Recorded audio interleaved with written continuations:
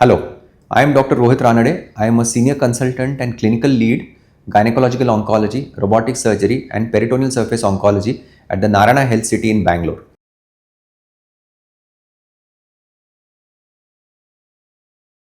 Now, as we know that cervical cancer is the second most common cancer in women in India, and we get about 1 lakh new cases of this cancer every year. Now, this is primarily caused, the cervical cancer is caused by a HPV virus infection.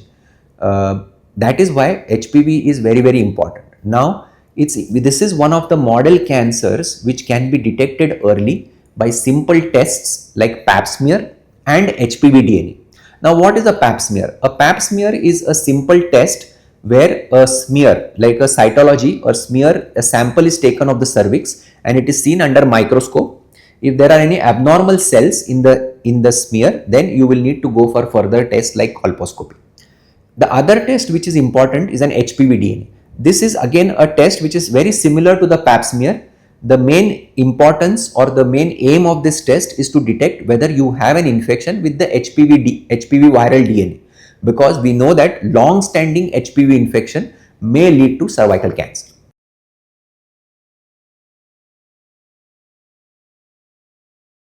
Now, as we know that cervical cancer is caused, 90% of cervical cancer cases are caused because of an infection with an HPV virus. Now, there is a vaccine which has come which will act against the infection. So, primarily in the market, there are 3 to 4 types of vaccines.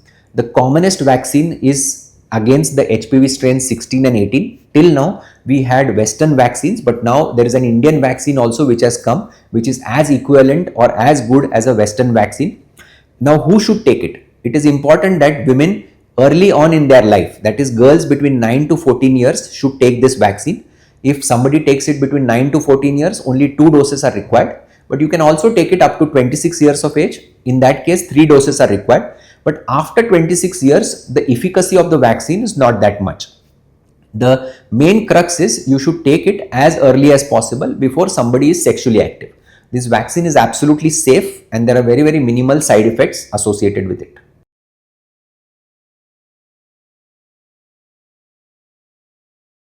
Let us talk about the most common gene called as the BRCA gene. Now, we all know that of late the BRCA gene is getting a lot of importance, primarily because it is a hereditary gene. It is a genetic mutation in one of the BRCA genes which is responsible for a group of women who gets a breast and an ovarian cancer. Now, this gene is of 2 types, the BRCA1 and the BRCA2. If somebody has a mutation in either one of them, it increases their susceptibility to get either a breast cancer or an ovarian cancer. So now who should undergo BRCA testing?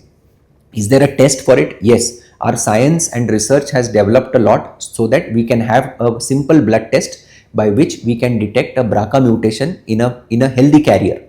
Now, somebody who has a breast or an ovarian cancer, especially the high grade serous variety or the triple negative variety of breast cancer, should undergo a BRCA testing.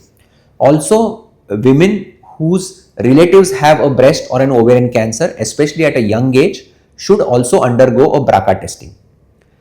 It's a simple test, it's a blood test which is available, it's very, very available in our country, and I think whoever has a history, a family history or of a breast or an ovarian cancer should definitely undergo a BRCA testing. Now, the importance of doing this testing is, unfortunately, if you have the gene, we can suggest you measures by which you will not get a breast or an ovarian cancer.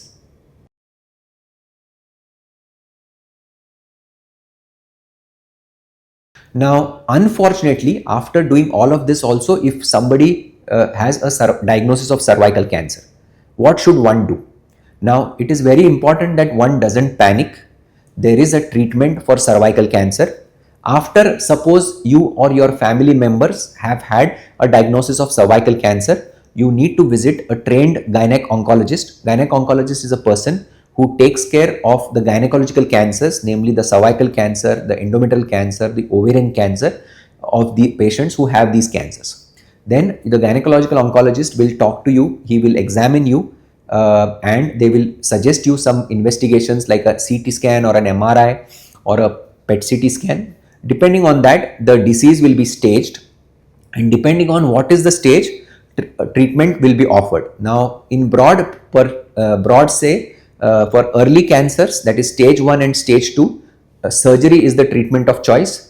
Nowadays, we don't go for an open surgery in all cases. You can be offered minimal access surgery like a laparoscopic surgery or a robotic assisted surgery in these patients. And the cure rates, especially in early stages, that is stage 1 or very, very early stage 2, is nearly 90 to 95%. If unfortunately you have a late stage 2 or a third stage or a fourth stage cancer, most of the times the treatment is a combination of radiation and chemotherapy. Unfortunately, if you have advanced cancer, then the treatment is chemotherapy. But if you look at it, the survivals have much better than what it was previously. Surgery has evolved, surgery has got more better. The radiation techniques also have improved. So are the chemotherapeutic agents and the targeted agents. So all of this, the survivals of these patients have definitely improved.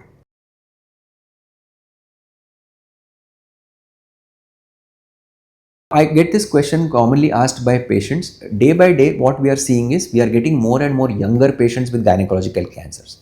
Now, in young patients, there are a lot of other aspects which we need to look at, and the most important of them is fertility. There will be a lot of patients who will be young, they would not be married, or they would be married but they wouldn't still have a family completed. So, in them, we need to give, whenever we are treating them, we also need to give importance or a lot of impetus to their fertility component also. Now, potentially we know that cancer treatments are potentially toxic, be it surgery, be it radiation, or be it chemotherapy.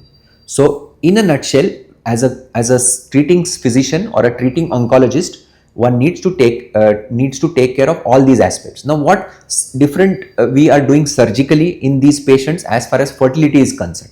Now, in women in whom, especially in them in whom there are early stage cancers, we do offer them a fertility preservation strategies. Like for example, in ovarian cancer, which is limited to one ovary, we only remove that affected ovary along with the lymph node staging and proper staging, lymph node sampling, and leave the uterus and the other ovary, so that after finishing treatment, somebody can go and plan a natural pregnancy. In radiation, to prevent the radiation from being toxic to the ovaries, we do a procedure called as a prophylactic laparoscopic ovarian transposition. That is, what we do is we cut the ovaries and shift it upwards outside the radiation field so that the radiation doesn't affect the ovaries. There is also another novel technique which we are starting or which we have started doing, that is called as uterus transposition, where you cut the uterus along with its blood supply and shift the uterus above outside the radiation field into the abdomen, so that the harmful effects of radiation on the uterus are prevented. And once the radiation treatment is completed, then the uterus can be joined back at its original position so that the women can go and get and plan a natural pregnancy. As far as chemotherapeutic agents are concerned, yes, there are some chemotherapeutic agents which may damage the ovaries. So in them, what we advise is something like a pre-operative or a pre-chemotherapy storage of the oocytes. This is done in a fertility unit where your oocytes or the eggs will be stored before starting chemotherapy, so that once the chemotherapy and everything is complete and you are fine, free of the disease, then using your partner's sperm, this eggs can be fertilized and then you can go ahead and plan a pregnancy.